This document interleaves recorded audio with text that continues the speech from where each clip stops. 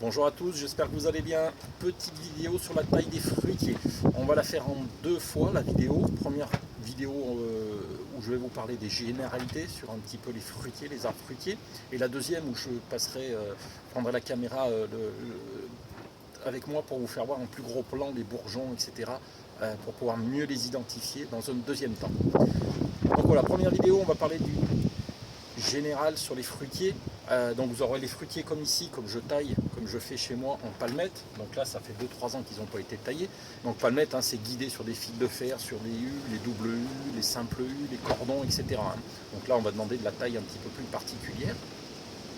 Tout ce qui est fruitier, j'allais dire de plein vent, les grands fruitiers, il n'y a pas de taille vraiment spécifique comme on va pouvoir voir ici. Tout ce qui est arbre naturel de grand vent, c'est plus de la taille d'entretien, d'enlever du bois mort, les branches qui gênent, les branches qui se croisent à l'intérieur, tout simplement, que ce soit les pruniers, les cerisiers, ou même les poiriers ou pommiers qu'on peut avoir de plein vent. Il n'y a pas la taille qu'on peut avoir sur ces palmettes ou sur ces cordons. Ça va monter à fruits naturellement, on va dire.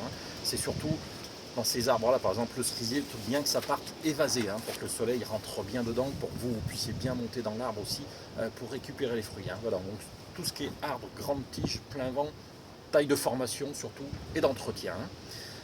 Et donc voilà, on va parler un peu de généralité sur les tailles particulières, sur les fruitiers que l'on veut guider, notamment voilà, les palmettes ou les simples U.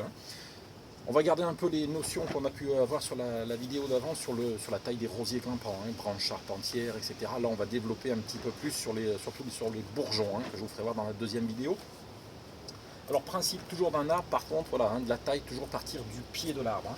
Là, ici, vous voyez, je ne sais pas si on arrive bien à voir sur la vidéo, on aura des rejets qui partent sous la greffe. Donc ça, obligatoirement, à enlever.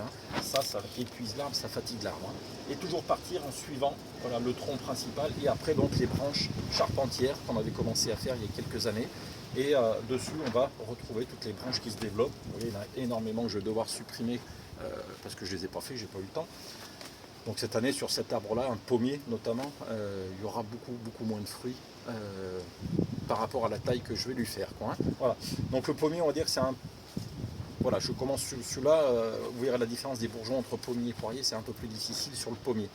On est fin février, allez, on a jusqu'en mars pour tailler. Plus vous taillez tard, bon, il y a des avantages et des inconvénients, mais plus vous taillez tard, plus vous allez faciliter la reconnaissance de ces bourgeons.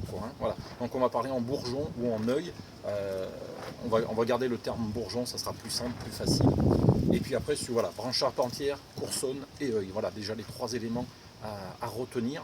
Et après, dans les bourgeons, il y aura trois bourgeons qu'il va falloir garder, différencier. Bourgeon en bois, le dard et le bourgeon à fleurs qui lui va faire porter les fruits. Et c'est celui-là qu'on va chercher à avoir par rapport à la taille. Allez, je vais vous faire la deuxième petite vidéo avec des plans un peu plus gros, surtout sur ces bourgeons. A tout de suite.